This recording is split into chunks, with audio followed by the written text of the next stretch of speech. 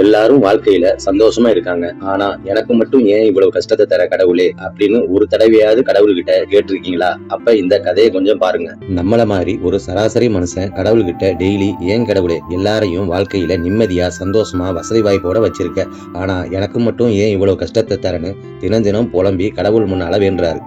அதை பார்த்த கடவுளோ இவன் விதியால கஷ்டப்படணும்னு எழுதியிருக்கு, இருந்தாலும் அவன் நம்மள டெய்லி உருகி உருகி வேண்டி கேட்கறதால அவனுக்கு ஒரு ஆஃபர் தருவோம்னு அவன் முன்னால வந்து, நீ கஷ்டப்படுறத பார்த்து என்னால தாங்க முடியல, அதனால உனக்கு ஒரு உதவி செய்யறேன்.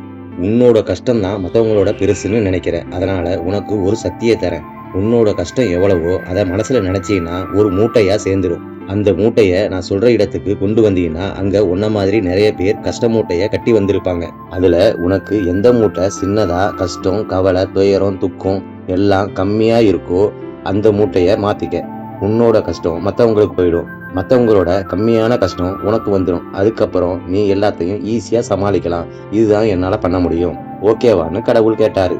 உடனே அவன் சம்மதிச்சு தன் கஷ்டங்களை ஒரு மூட்டையா கட்டி கடவுள் சொன்ன அந்த இடத்துக்கு போனான். அங்க போய் தன் மூட்டைய மத்தவங்கள்ட்ட கொடுத்துட்டு மத்தவங்க சின்ன மூட்டைய இவன் வாங்கிக்கிட்டான்.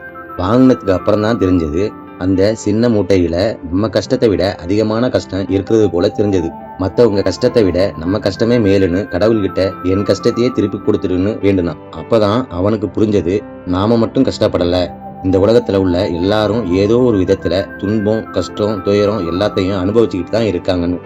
அதனால மக்களே, அடுத்தவங்கள பார்த்து அவனை மாதிரி என்னால வாழ முடியலேன்னு நினைக்காம நமக்கு கிடைச்ச வாழ்க்கைய நிம்மதியா சந்தோஷமா வாழ்வோம். நமக்கு என்ன செய்யணும்னு கடவுளுக்கும் பிரபஞ்சத்துக்கும் நல்லா தெரியும். நமக்கு கிடைக்க வேண்டியது கண்டிப்பாக கிடைக்கும். கிடைக்கும் போது தவறவிட்டால் அதற்கு விதியோ கடவுளோ பெற்றோர்களோ பொறுப்பல்ல, நாம தான் அதற்கு காரணம்.